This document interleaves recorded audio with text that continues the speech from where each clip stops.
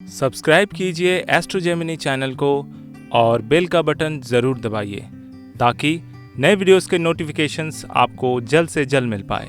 नमस्कार दोस्तों, आज मैं फिर हाजिर हूँ एक नए वीडियो के साथ आपके अपने channel astro Gemini the cosmic killer में। आज मैं बात करने वाला हूँ धनु लग्न धनु राशि वालों का जून 2020 का महीना कैसा जाने वाला है। लग्न भाव में केतु विराजमान है, लग्नेश गुरु जो है दूसरे भाव में विराजमान है। हालांकि वक्री होकर वो वापस अपने घर में आने वाले हैं, तो यहाँ पर हो सकता है कि आपके द्वारा कोई भी ऐसा काम किया हो जिसकी वजह से किसी दूसरे को नुकसान हुआ हो और वो बात आपको दिल में खटक रही हो, तो उसको ठीक करने का अब मौका आ गया है। उसको जरूर ठीक कीजिए। दूसरे भाव के स्वामी शनि विराजमान है, तो यहाँ पर आप अपने बातचीत के जरिए जिस व्यक्ति का आपने नुकसान किया है उस व्यक्ति से मिलिए और जो भी गिला शिकवा है उसको मिटा दीजिए। आने वाले टाइम पर ये कर्म यानी ये सदकर्म आपको बहुत आगे तक ले जाएगा। तीसरे भाव में मंगल विराजमान है, तो पराक्रम काफी स्ट्रांग बना हुआ है। हालांकि आप जिस काम को कर रहे हैं उस काम में बहुत ज्यादा सपोर्टिव रहते हैं, ध्यान देते हैं और यही चीज आपको आगे सक्सेसफुल बनाने में बहुत ज्यादा हेल्प करेगी, क्योंकि तीसरे भाव के स्वामी धन भाव में विराजमान है, तो धन में भी वृद्धि होने की संभावना दिखाई दे रही है। चौथे भाव में कोई ग्रह नहीं है, चतुर्थेश जो खुद लग्नेश है गुरु, वो धन भाव में विराजमान है। तो घर में ऐसा कोई सिचुएशन बन सकता है जहां पर किसी बात को लेकर थोड़ा सा मन मुटाव बढ़ेगा, क्योंकि गुरु यहाँ पर वक्री हो रहे हैं। तो अगर कोई मन मुटाव हो रहा है तो उसको प्लीज होने ना दें, बातचीत के जरिए चीजों को हल कीजिए। माता की तबीयत का ख्याल रखना जरूरी है, उनकी सेहत में थोड़ी बहुत उतार चढ़ाव हो सकती है। पंचम भाव में कोई ग्रह नहीं है, पंचमेश मंगल जो है वो तीसरे भाव में विराजमान है, तो बच्चे का सपोर्ट यानी आपके संतान का सपोर्ट आपको मिलेगा, प्लस उनके पीछे आपके थोड़े बहुत खर्च बढ़ सकते हैं, लेकिन वो खर्च उचित होंगे।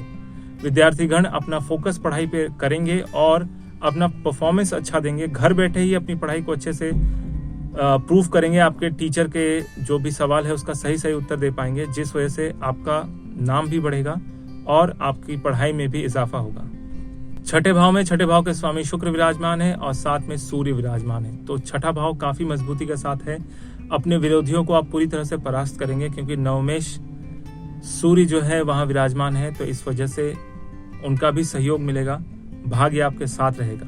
सप्तम भाव में सप्तमेश बुध विराजमान है और साथ में राहु विराजमान है, तो अपने लाइफ पार्टनर के साथ किसी बात को लेकर तालमेल में गड़बड़ी हो सकती है या मिसअंडरस्टैंडिंग हो सकती है, या ऐसा हो सकता है कि आप जो चीज नहीं जानना चाहते वो चीज आपके सामने आ जाए। इसलिए अपने लाइफ पार्टनर को लेकर बहुत सावधान रहिए। या फिर ऐसा भी हो सकता है कि आप जो चीज अपने लाइफ पार्टनर को बताना चाहते हैं वो चीज ना बता के जो चीज नहीं बताना चाहते हैं वो उनके सामने आ जाए, इसलिए सावधानी बरतना बहुत जरूरी है। आठवें भाव में कोई ग्रह नहीं है, आठवें भाव के स्वामी चंद्रमा जो है वो विराजमान है दशम भाव में, तो ऐसी स्थिति में कामकाज की जगह पर टेंशन बढ़ सकता है, काम का फ्लो बहुत ज्यादा हो सकता है, प्रेशर बहुत ज्यादा हो सकता है, जिस वजह से मेंटल टेंशन हो सकती है, या फिर आप काम करेंगे आपको उस हिसाब से उचित मेहनत आना ना मिले।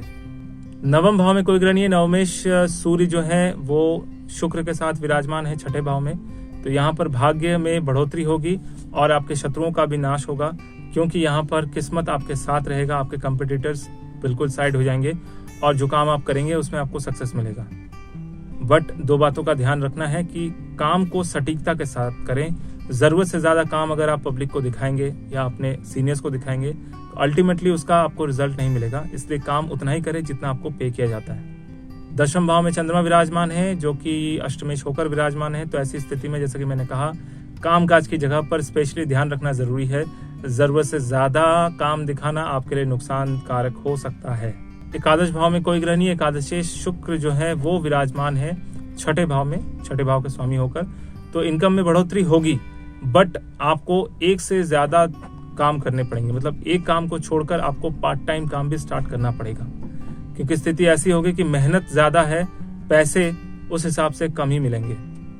द्वादश भाव में कोई ग्रह नहीं है, द्वादश भाव के स्वामी मंगल जो है वो विराजमान है तीसरे भाव में, तो इस वजह से कोई ऐसा काम ना करें जिससे आपको नुकसान हो, या फिर कोई ऐसा डिसीजन ना लें जिससे आपके पैसे फंस जाएं या कोई भी ऐसा लॉस हो, क्योंकि ये लॉस का इंडिकेशन होता है जब द्वादशेश तीसरे भाव में विराजमान होते हैं। व्यक्ति अपनी ही किसी छोटी सी गलती की वजह से नुकसान झेलता है। उपाय के तौर पर विष्णु सहस्त्र नाम का जप कीजिए। अगर वो पॉसिबल नहीं है तो कम से कम ओम ब्रह्म बृहस्पताय नमः का जप कीजिए।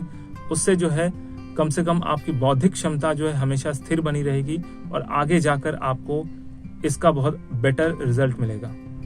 तो ये था धनु राशि धनु लग्न वालों का जून 2020 का महीना। आपको मेरा वीडियो कैसा लगा कमेंट करके जरूर बताइए। अगर अच्छा लगा तो लाइक कीजिए, दोस्तों के साथ शेयर कीजिए। अगर आप नए हैं तो सब्सक्राइब करना बिल्कुल ना भूलें। सब्सक्राइब करते वक्त घंटी का बटन और साथ में ऑल का बटन जरूर दबाएं ताकि मेरे नए वीडियोस के नोटिफिकेशंस आपको जल्द से जल्द मिल पाए।